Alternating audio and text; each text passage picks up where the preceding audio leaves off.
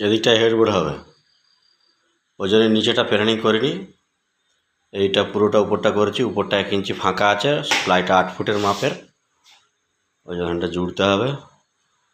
এবার এদিকটা একটা ড্রেসিং টেবিলের এই নিচের টেবিলটা হয়েছে, উপরটা এখন হয় না। এদিকটা পুরো প্যানেলিং হয়েছে। এটা পিলার,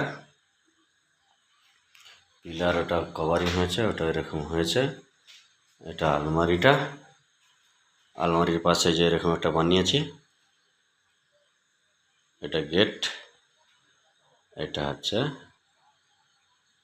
সব সানমাইকা লেগে গেছে, গড়ানোর পাল্লা পেস্টিং দিয়ে আছে, শুধু কেটে ঝুলানো।